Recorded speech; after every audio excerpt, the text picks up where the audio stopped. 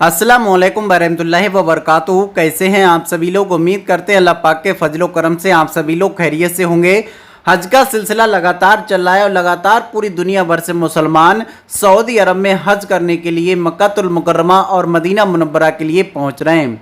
हमारे भारत से जितने भी हाजी गए हैं उन हाजियों में आपको बता दें कि जिनको पहले मदीना पहुंचाया गया था उन हाजियों को अब मक्कातुल मुकर्रमा लाया जा रहा है।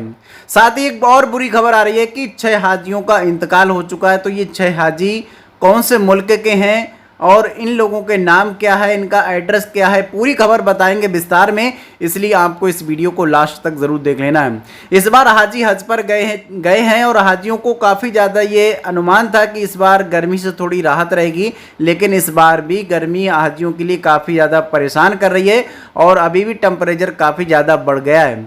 लेकिन आपको बता दें कि हज के सफ़र में आसानियों के लिए हज कमेटी की तरफ से भी पूरे प्रयास किए गए हैं, सऊदी हज उम्रा मंत्रालय की तरफ से भी पूरे प्रयास किए गए हैं। चाहे अराफात हो, चाहे मिना हो, चाहे मुजदलिफा हो, चाहे जमारात हो, हाजियों को गर्मी से राहत के लिए खास इंतजाम किए गए। फिर भी हाजियों के लिए कई ऐसी खबरें सामने आ रही हैं कि लगातार हाजी हज कमेटी के ऊपर सवाल उठा रहे हैं कि ये सर्विस अच्छी नहीं रही या फिर ये सर्विस अच्छी नहीं रही।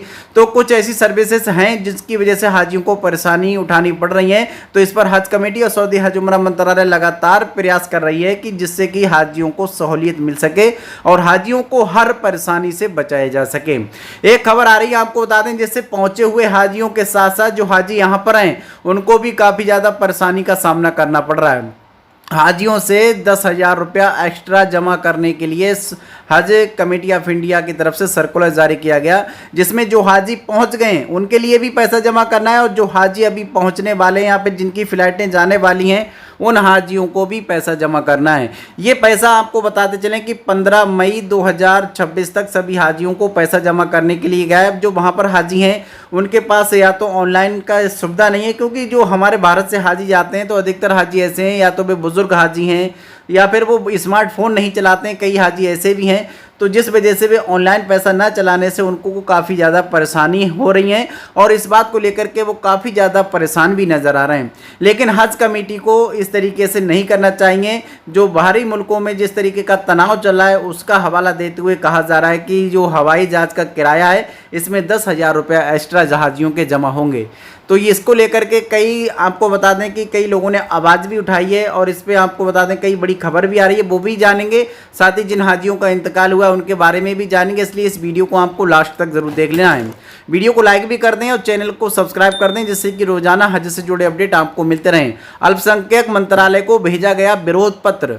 पश्चिम मेदिनीपुर जिला कांग्रेस अल्पसंख्यक विभाग के चेयरमैन मोहम्मद सोहेल रजा ने इस वृद्धि पर कड़ा ऐतराज जताया है। उन्होंने भारत सरकार के अल्पसंख्यक कार्य मंत्रालय को पत्र भेजकर मांग की कि बढ़े हुए हवाई किराए को तत्काल प्रभाव से वापस लिया जाए।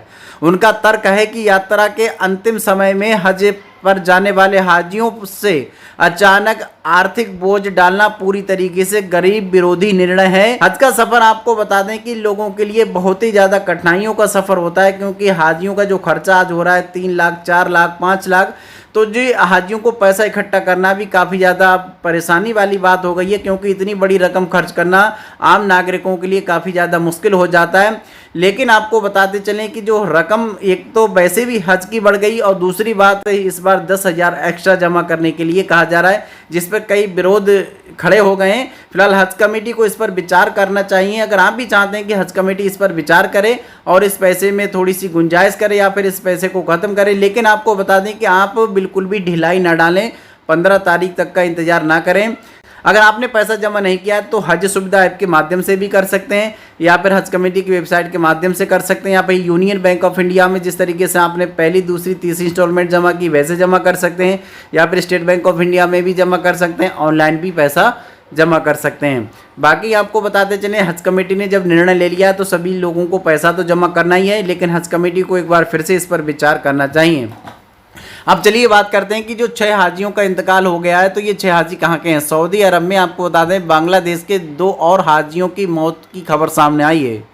हाजी बुलेटिन के अनुसार आपको बता दें 17 अप्रैल को हज की उड़ानें शुरू हो गई और अब तक सऊदी अरब में बांग्लादेश के करीब आपको बता दें कि 6 हाजियों की जानें जा चुकी हैं। अब तक आपको बता दें कि करीब 95 उड़ानों से बांग्लादेश के कुल 36,996 हाजी सऊदी अरब पहुंच चुके हैं। ढाका ट्रिब्यून की रिपोर्ट के अनुसार हज यात्रियों की मौत की सूचना बुलेटिन में दी गई। इसमें जानकारी दी गई कि अब तक करीब 3,284 हाजियों को सरकारी व्यवस्था के तहत सऊदी अरब पहुंचे हैं और 33,712 हज यात्री निजी एजेंसियों के माध्यम से गए हैं। अब तक 40 उड़ानें विमान बांग्लादेश एयरलाइंस, 34 सऊदी एयरलाइंस और 18 फ्लाइनर से संचालित की गई हैं। विमान बांग्लादेश एयरलाइन ने 16,587, सऊदी एयरलाइन ने करीब 12,860 और फ्लाइनर्स ने करीब 7,549 हाजियों को सऊदी अरब पहुंचाया। हज बुलेटिन ने इस बात की पुष्टि की है कि सभी 6 यात्रियों की मौत की प्राकृतिक कारणों से हुई है, न कि कोई अलग से दुर्घटना। बाकी हमारे भारत से जितने भी हाजी गए हैं, अल्लाह रब्बुल आलमीन का फजलो करम है, सभी सही सलामत हैं, किसी को कोई परेशानी नहीं हुई है। बाकी आपको बता दें, अल्लाह रब्बुल आलमीन से दुआ करते हैं, आप भी अल्लाह रब्बुल आलमीन से दुआ करें, सभी हाजी जो हज पर गए हैं या फिर जा रहे हैं, अल्लाह पाक सभी के हज के सफ़र में आसानी अता फरमाए, सभी के हज को अल्लाह पाक कबूल फरमाए। आमीन सुम्मा आमीन।